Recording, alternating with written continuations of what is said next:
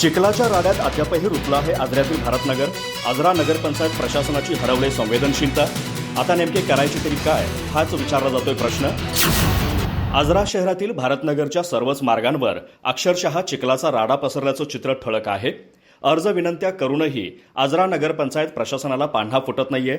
जणू प्रशासनाची संवेदनशीलताच हरवली असल्याचं ठळकपणे जाणवत आहे. त्यामुळे येथील चिखल काढण्यासाठी आता काय करावं आणि जावं तरी कुणाकडं, असा प्रश्न भारतनगर रहिवासी करत आहेत.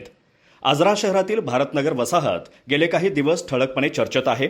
येथील वसाहत सुमारे 15-20 वर्षांपासून वसली आहे. मात्र अद्याप या वसाहतीमध्ये प्राथमिक सुविधांचा, विशेषतः चिखलरहित रस्त्यांची वानवा आहे.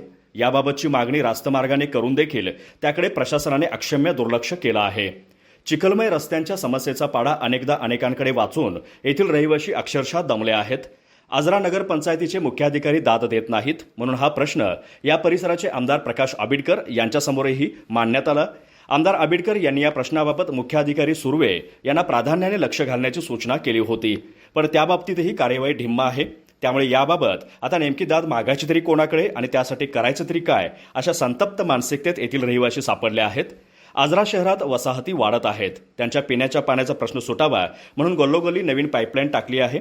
पाईपलाईन टाकल्यानंतर मात्र रस्ते पूर्ववत करण्याबाबत हयगय झाल्याने रस्ताभर पसरलेल्या मातीचे पावसाने चिखलात रूपांतर झाले. यासह विविध प्रश्नांचे मूळ ही नवीन पाईपलाईन ठरली आहे. पण प्रशासन या प्रश्नाकडे संवेदनशीलतेने पाहत नसल्याने विशेषतः भारतनगरचा प्रश्न चिखलात अधिकच रुतला आहे. येथील दुचाकी चारचाकी वाहने तर सोडाच, पण मुलामाणसांना धड चालणंही जमत नाहीये. रोगराईचा धोकाही असणारच आहे.